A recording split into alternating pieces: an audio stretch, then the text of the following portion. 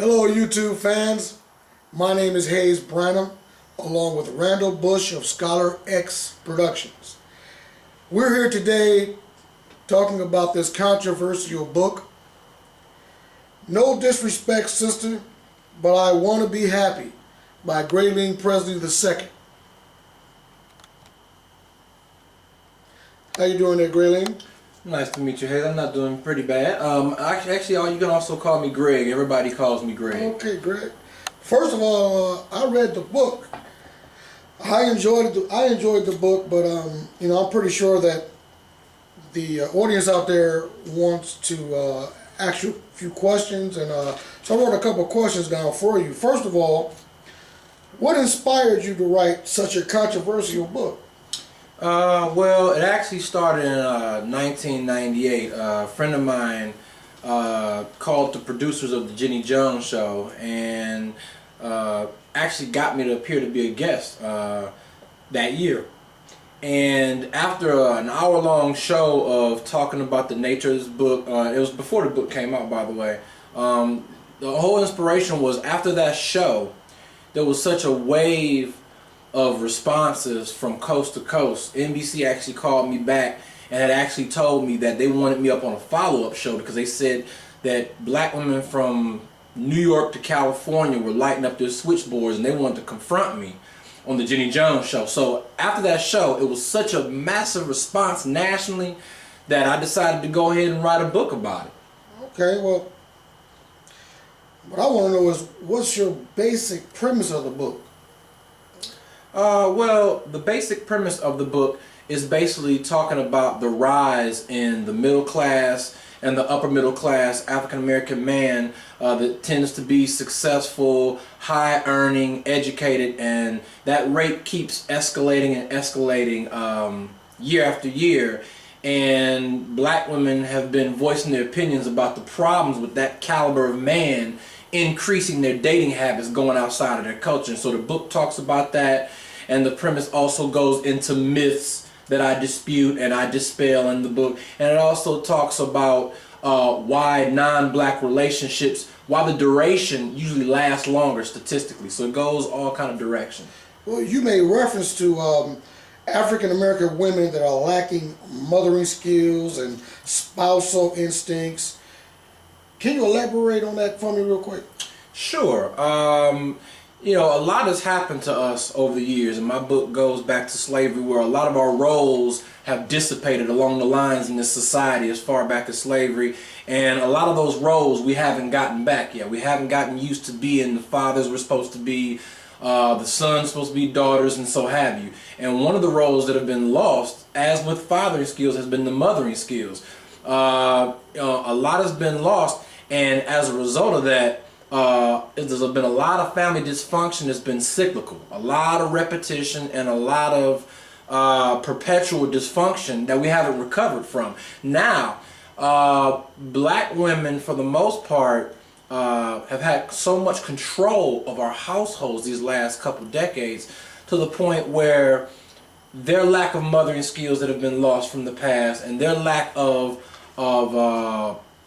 spousal duty, so to speak, have been lost, and now it's concentrated in our households, which is having a negative, in my opinion, a catastrophic effect with our sons and daughters. Okay. Well, and their relationships. Right. I'm curious to know, in chapter 4, you mentioned that black women have a twisted subconscious urge to be white. Explain. Well, again, a lot of this is are the residual effects of slavery. We were told long ago, centuries ago, even certain mediums now, you even see this subliminally on commercials and magazines, but it goes from the past. We were taught a long time ago that the standard of beauty is the European look. The European standard of beauty is what is being perpetuated in every medium in this country and a lot of other countries. And we've bought into that. And it's been a generational effect that we've passed down from mother to mother to mother to mother. Perms, getting your hair colored, weaves, Anything to make you look more close to European than Afrocentric has always been the trend of most African American women that have grown up in this society. It's a brainwashing. And yes, some may think it's their own doing, it's their own beautifying and things of that nature. But when you always ask the question, well, why do you think that a more European style makes you look more beautiful? That's when they always hesitate to answer that. And the reason why is because it's a subconscious brainwashing. We were told that nappy hair is ugly, and it's on record. We were all taught that as blacks, and as a female, even more so, that a nappy, kinky afro, the natural texture of your hair, is ugly. So it's a subconscious urge to look more European without even knowing that you have that urge and that delusion. Okay. Do you feel that black women will be outraged as a result of this book? I think the only way that as a black woman you'll be outraged with this book is if you see something, some type of characteristic in my book that me and the other guys that I interviewed in this book talk about and speak on, and it mirrors something that you did in your life, something that you thought, something that you saw one of your female peers do, something that you may have even done as a black woman. I think if you see something in there that mirrors something that you did and you can relate to it, it'll enrage you because you go into a defense mode. I think there's been plenty of women that have read my book that had nothing negative to say about it. And I think the distinguishing factor there is that they were the more secure woman. Now, how you react to it and why you react to it, what you react to, is all up to the black woman. But I think insecurity is the determining factor when determining whether you're going to get outraged and bent out of shape about it. If you're secure within yourself, you know you're a good black woman, you should be able to read my book and not have any problem at all. Right. You have your say and your opinions and your disagreements, but to get outraged tells about something that you're holding inside. Right. Well, let me ask you this. Did your mother read this book? Yes, she did. And my mother actually, she loved the book. Matter of fact, she loved it so much so that she actually ordered 5 more of my books after she read it. At the time, she was living in Maryland. She's in Dallas now. And she even ordered like 4 or 5 books and sent it to her friends, and almost was being kind of braggadocious about it, so to speak. So yeah, she had so she had no problem with it at all. Okay. Do you think that black men in America have contributed to the problems of black families' dysfunction?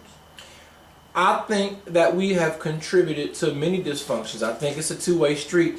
However, I think the only reason why for the last few, I won't say centuries, but for the last few decades, I think they've been more of an impact on the negative aspects of family dysfunction, black family dysfunction rather, is, as I said earlier in the interview, 80%, and actually it's even higher than this. If anybody reads and researches, over 80% of black households right now are actually either at 80 or past 80, but they have control of our households. Okay, 80% roughly of African American households are led by a single black woman. Okay, and it's been that way or around that statistic for years. And so what that tells you is, even though we both have these residual effects of slavery as black men and black women, we don't have control of our households right now for various reasons. The father's not in the home, and so you begin to see a sway where the control factor goes into the woman's favor. They have control, 80% of our house, which means that they have the biggest impact as far as the negative influences. They have the biggest impact. We're not the main factors influencing the child rearing, the psychological thoughts, the ideologies of our children. 80% of everything that influence them are coming from a single mother household. And so those are the facts. Well, with that being said, do you think that you're in a position to speak on how women should conduct themselves? I think so. I think I'm a black man. I think being a black man in this society puts you in a unique position. It puts you in a position to assess what you've been around all your life, which is an environment of black women. We have black women as cousins, sisters. Our mothers are black women. We went to school, church with black women. So we can assess the character of a black woman more than anybody. I said, so if anybody has to be an authority or can be an authority on black women and how they conduct themselves as compared to other cultures of women, who better to rate it and to talk about it amongst peers than black men. I think I am in a position.